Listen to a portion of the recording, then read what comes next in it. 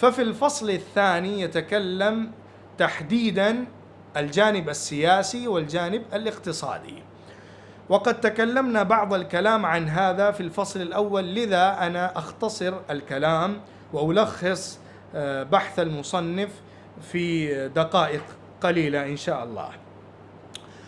فالخلاصة في هذا أن السياسة للدول العظمى والإمبراطوريات الكبرى مثل الدولة الرومية والدولة الفارسية فكانت قائمة على أساس الملكية المطلقة. كان ملوك، كان أمراء لهذه الدول، وهذه الإمارة أو الملكية كانت إرثية يتوارث الأبناء عن الآباء. ثم هناك نكتة أريد أن أشير إليها وأنبهكم بها. إن الملكية إذا أرادت الاستبداد بالقوم وقهر الشعوب فإنها تلتبس أو تتلبس بلباس الديني، اللباس الديني، اللباس القداسي، اللباس التأليهي. إذا تقمصت بها الملكية وإذا تقمص بها الملوك فإن هذه الملكية تستمد وتسير طويلا.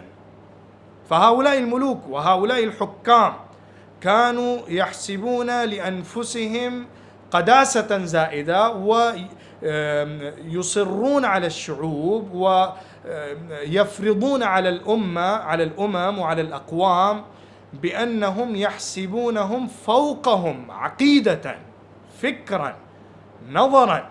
فإن الشعوب ترى لهؤلاء الملوك جانب تأليهي، جانب تقديسي، بحيث لا يصدر الخطأ من هؤلاء الملوك والأمراء، وإن سلبوا منا كل شيء لكنهم لنا فوق الرأس والعين.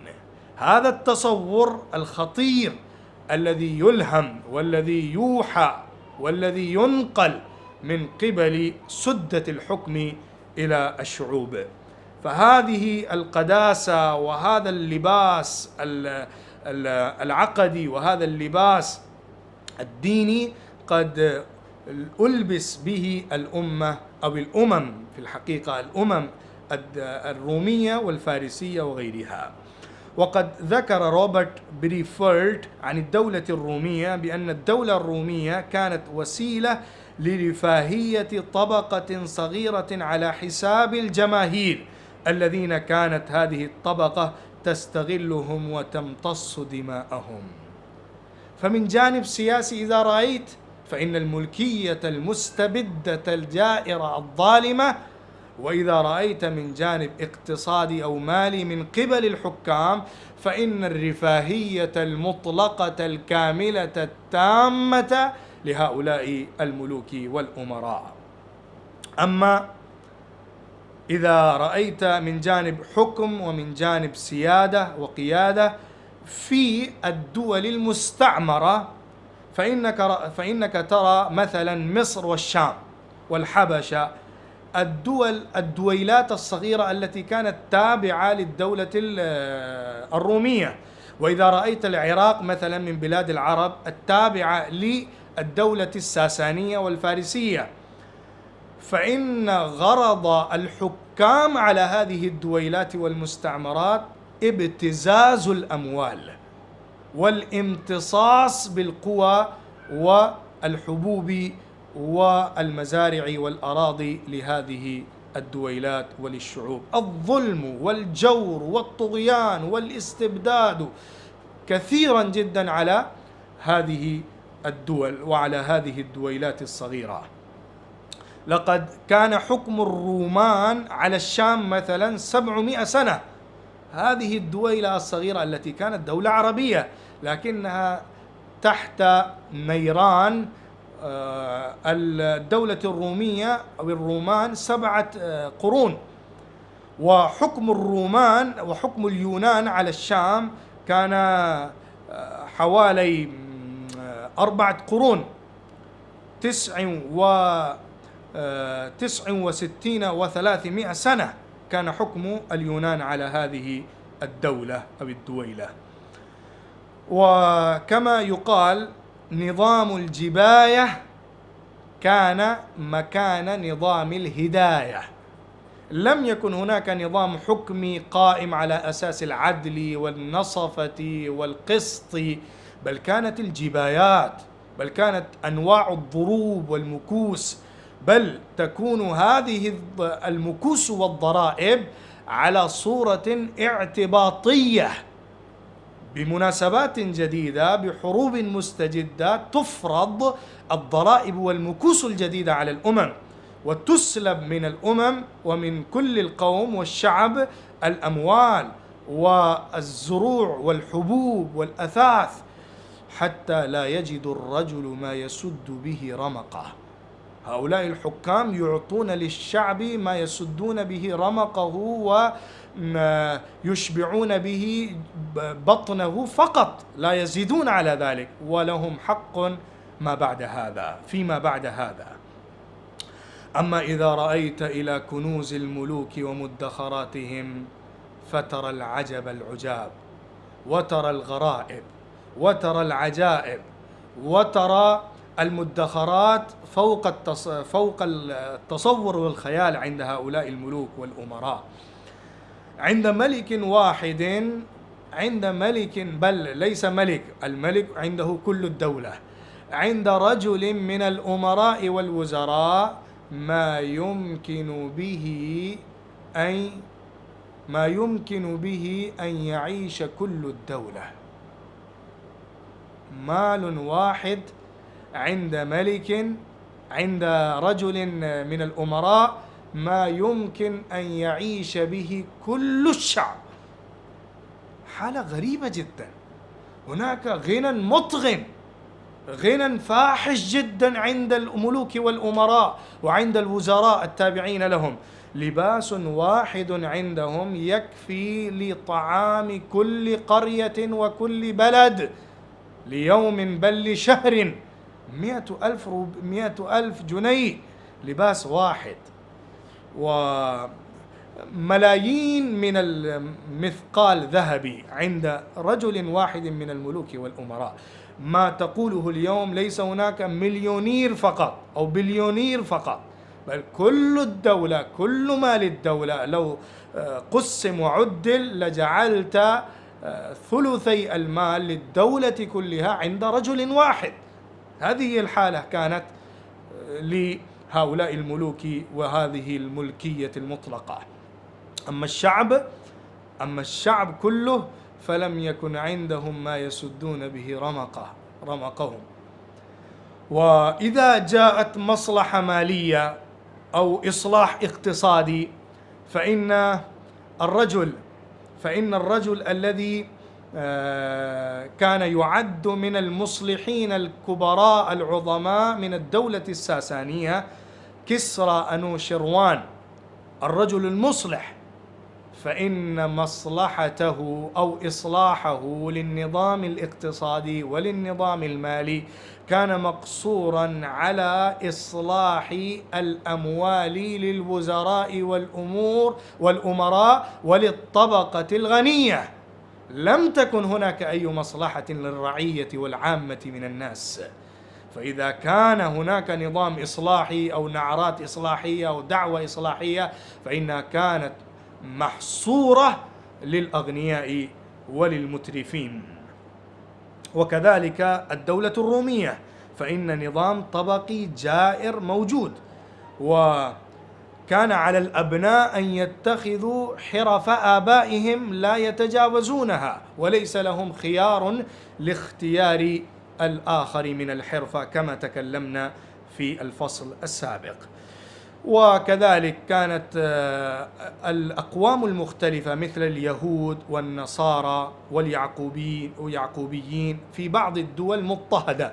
مثلا كان اليهود في الشام مضطهدين بسبب الدولة الرومية النصرانية، واليعقوبيون في مصر الأقباط كانوا مضطهدين مظلومين مقهورين من قبل الدولة الرومية بسبب مذهبهم وفرقتهم المختلفة عن فرقة الدولة الرومية العامة. فهناك مدنية مترفة مصطنعة. وبهذه المناسبة أقول لكم إذا كان الأمراء والوزراء الطبقة العالية إذا جعلت للحياة أوضاعا ورسوما خاصة، فإن الطبقة السفلى والطبقة التي تليها تحاكيها في هذه التقاليد وفي هذه الرسوم من الحياة. فلأجل ذلك تكون التكاليف الباهظة على الأقوام في المناسبات وفي الأعياد المختلفة. هناك ملوك يلبسون تاجا واحدا ب100,000 يعني جنيه، ويكون مرصع بالفصوص واللآلي واليواقيت وأنواع من الجواهر ما يفوق فوق التصور. ويكون للملك بساط واحد، يكون للشتاء وربما يكون للربيع وربما يكون للصيف، ما لا يمكن لك أن تتصوره اليوم عند ملوك الزمان. اليوم عند ملوك زماننا بساط ب60 ذراعا طولا وعرضا، مرصع بالذهب، مرصع باليواقيت والجواهر العالية الغالية جدا، ربما لا توجد عند ملوك زماننا الأغنياء المترفين. فكانت عندهم آنية الذهب والفضة ونقوش وبسط خاصة لمواسم مختلفة، ما يفوق فوق البيان. وكذلك إذا كانت هذه الأحوال وإذا كانت هذه الضروريات للطبقة الحاكمة وللطبقة الغنية من الأمراء والوزراء، فلا بد أن يكون فرض الضرائب والمكوس على الشعوب لأجل البقاء على هذه الحالة من الترف والبذخ، فإن الضرائب تزداد وتتفاقم على الشعوب لأجل ذلك. فماذا يكون النتيجة؟ شقاء الجمهور. الجمهور من الشعب يصبح شقيا تعسا منكوبا مضطهدا مظلوما، ولا يجد الكفاف من الرزق والبلغة من العيش. فالشعب كله أو الأمة كلها مقسمة بين غني غنى فاحشا وفقير فقرا مدقعا. فالغني غني ليس بعده غنى في البشرية، والفقير فقير بحيث يفقد أمل الحياة. وقد صور المصنف الأخير بعبارة الإمام الشاه ولي الله الدهلوي اقتباسا من كتابه حجة الله البالغة الجاهلية، صور الجاهلية تصويرا بالخلاصة. فأرجو منكم أن تقرأوا هذه العبارة من كتاب حجة الله البالغة، باب إقامة الاتفاقات وإصلاح الرسوم. وبالخلاصة كما ذكرنا من أحوال الروم وأحوال فارس إيران الساسانيين من الترف والبذخ ومن الغلاء ومن الإسراف والتبذير في المعاش، وفي طرف آخر من الفقر ومن الضعف والضنك ضنك المعيشة والمعاش. فالغني في غناه سابح، والفقير في فقره محرق. الغني لا يجد بعد غناه يعني موقفا أو وقتا للفكر عن الآخرة أو للفكر عن المعاد، والفقير لا يستطيع أن يتفكر ما يكون وراء البطن وما يكون وراء المعدة. أما الغني فإنه منغمس في غناه وفي ماله وفي ثرائه، والفقير منهمك في فقره لا يجد ما وراء إشباع جوعه شيئا ما. هذه هي الحالة الاقتصادية للدولة والحالة السياسية لهذه الدول الكبرى العالمية. فهذه خلاصة الفصل الثاني. وبذلك أنتم لقد وجدتم ولاحظتم وأدركتم الوضع القاتم، الوضع المشؤوم، النحس في كل العالم البشري، من العالم الهندي والصيني والإيراني والرومي والعربي في الجانب الاقتصادي والسياسي في طرف، وفي جانب الديني والاجتماعي والخلقي في طرف آخر. لم تكن عند أمة واحدة من الأمم العالمية كلها رسالة تؤدى لإصلاح البشرية كلها ولإسعاد حياة الإنسانية بأسرها، فلم يكن هناك نظام واحد يضرب به المثل في الصلاح والإصلاح، وفي المثل والنموذج الأسمى والأعلى والأمثل للحياة الإنسانية السعيدة. فلم يكن موقف المصنف من الإحاطة بالوقائع كلها، بل إنه يريد تصوير الجاهلية والعصر الجاهلي من الشرق إلى الغرب ومن العرب إلى العجم بكل مناحي الحياة البشرية. جزاكم الله خيرا وبارك الله فيكم.